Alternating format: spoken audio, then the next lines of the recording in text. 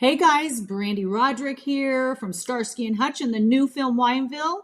Make sure you go and listen to and watch the Don't Go Out There podcast. Welcome back, everybody, to the Don't Go Out There podcast. We appreciate everyone listening. Super excited for this upcoming interview. We welcome another guest to our show, known best for Starsky and Hutch, Baywatch, and her newest movie where she serves as star, director, and producer. Whew, busy. Wineville. Please welcome the wonderful Brande Roderick. How are you doing, Miss Brande? Hey guys, I am doing fantastic. Really good. Same. Yeah, Well, we good. always like to start all of our interviews out just by asking, how did you get into acting? Was that always your dream? Yeah, actually, I when I was a little kid, as far back as I can remember, probably 6 years old, I was always putting on performances in my living room. I would go out and I'd sell tickets to all the neighbors, and they would come. I'd set up chairs in the living room. I'd always put on performances. Um, I guess that's kind of the entrepreneur producer in me also because I would sell the tickets, Right. then I'd perform. But yeah, I mean, as far back as I can remember, I've been, performing.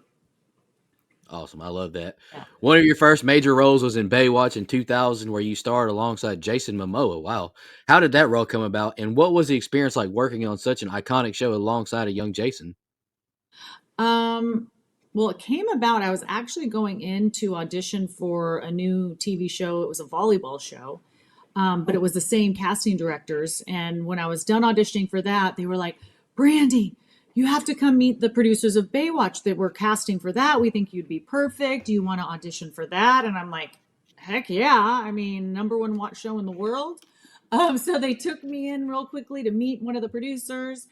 They gave me some sides really quickly to try to memorize and then came back in the room to read just a cold reading with the producer there and the casting directors. And they were like, great, we love it.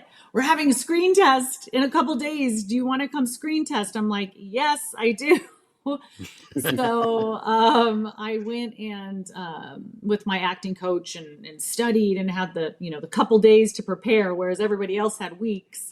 Um, and went and did the screen test with them. And I actually did the screen test with Jason Brooks, who played Sean in the show, who was one of my love interests.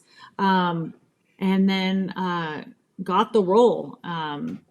I actually did not get the role I was reading for. The role I was reading for was actually a smaller role. They ended up giving me, they actually created a role for me, which was the lead role, which was the Oh, head lifeguard on the show. So that right. was really exciting. Oh, But and nice. then working with Jason, I mean, Jason Momoa, obviously, he was just such a young, just young and innocent, sweet kid, and just so playful and um, genuinely good-hearted. And so Yeah. when I see him now, to see his success, it's so great, and I'm just so proud of him and so happy for him that he just really stayed his real, true, genuine, sweet self.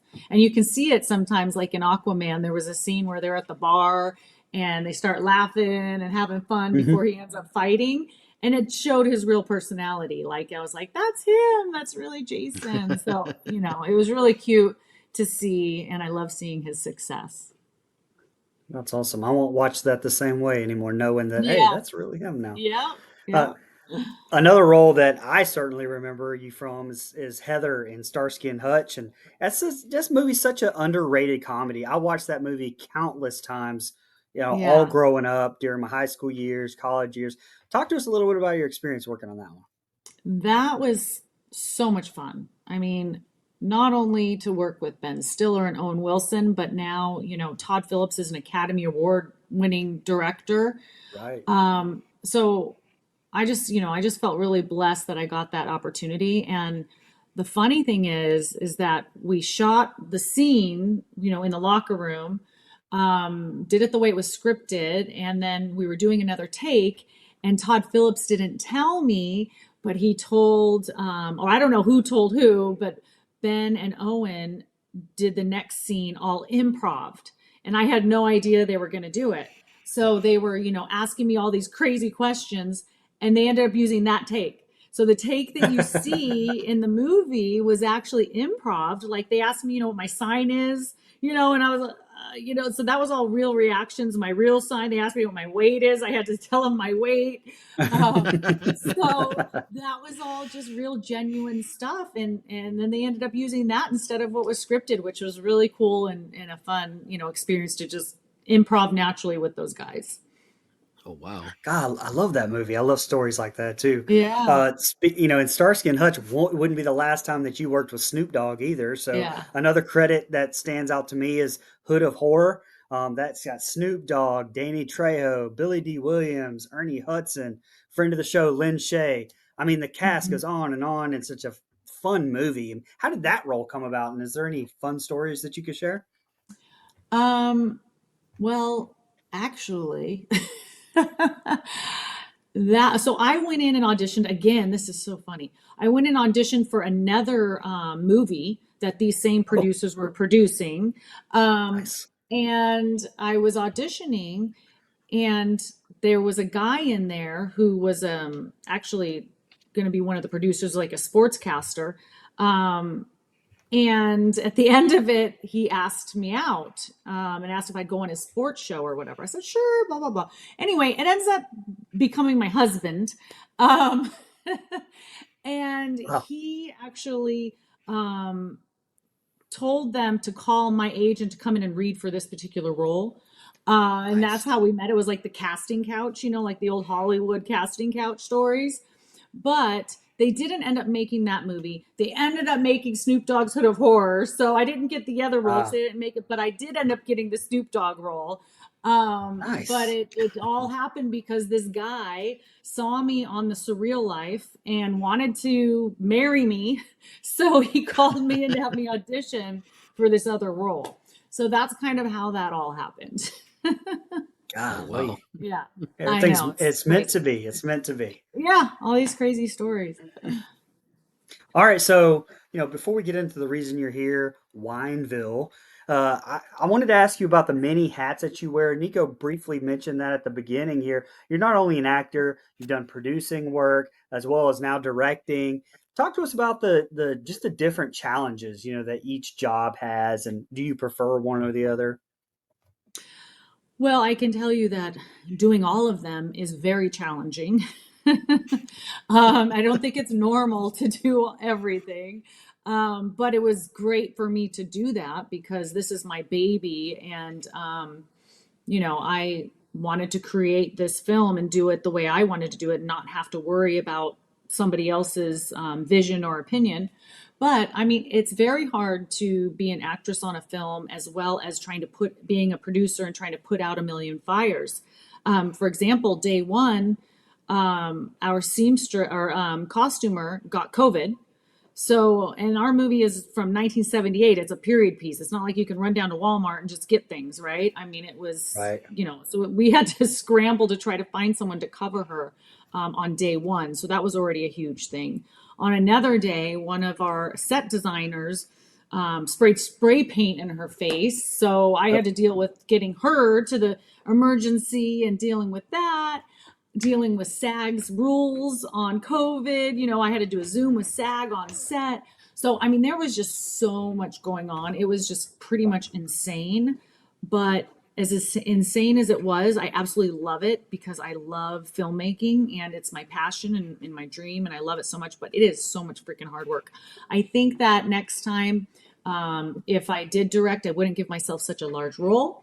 Right. Um, and if I wanted to have a large role, then I will just produce and act. So I don't think I'll do all three again. I got you. I mean, Yeah. I know you love all aspects of the filmmaking, but any of those three there, I mean, would you prefer, like, if you had to pick one for the next project? Well, acting is always number Yeah, one. Like that's why I gotcha. created a film and produced a film and did this is so I can continue acting.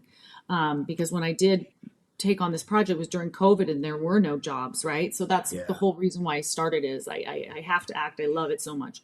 But Right. my second passion is 100% producing. I love seeing a project from start to finish and creating something. So for me, I love producing. I know so many people in the business. I can bring a lot of things and people together with all of my connections. So I love producing for sure. We've had over 70, I think, 80, almost 80 interviews of people Mm. we've had on the show. I don't know if we've had on a producer, and if so, that I've asked the question, but I've always like wondered, like, what does the producer role entail? Like, can you go into a little bit more detail of that? Like, is that's the role where you put all the money together, you get all the funding, or how's that all I work? I don't know if I could speak for other people, but for me, it means doing everything. I had to start from um, putting the story together, the script together, hiring the screenwriter, putting the whole crew together, hiring, the cinematographer, the casting director. So it's hiring everybody. It's either funding the project, which I funded the project myself. I actually sold my house to fund the project. I'm absolutely insane, but yes, I did.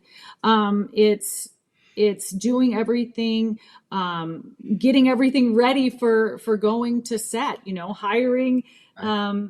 the star wagons. Hiring the caterer. Um, Post production, hiring the editors, the sound guy, the composer. I mean, it's doing everything. Wow. Casting the movie alongside, my writer Richard Shankman. So it's just anything you can imagine that needs to happen in a film. I did it as a producer. Like I did everything. I mean, I could continue naming more and more things, but it's really everything from pre-production to production to post-production to then Right. distributing the film and getting it out there and doing stuff like I'm doing with you guys podcast to get people to watch it. Right. Um, it's really it's everything. It's doing It everything. really does sound like everything. I hope you took a Yeah. vacation after all that. I, if Not yet, huh? everybody will go watch the movie, then eventually someday I can slow down and take a vacation. Right. Yeah. All right, so now the reason you're here, let's talk about it. Wineville, it hits streaming September 10th. Uh, a little background, it follows a woman who returns to her abusive father's vineyard and uncovers a dark past, and it's inspired by 70s horror classics. Speak to that a little bit. Oh, this movie is currently sitting at an astounding 98% audience score on Rotten Tomatoes. So, Yeah. can you talk to us a little bit about Wineville? Yeah.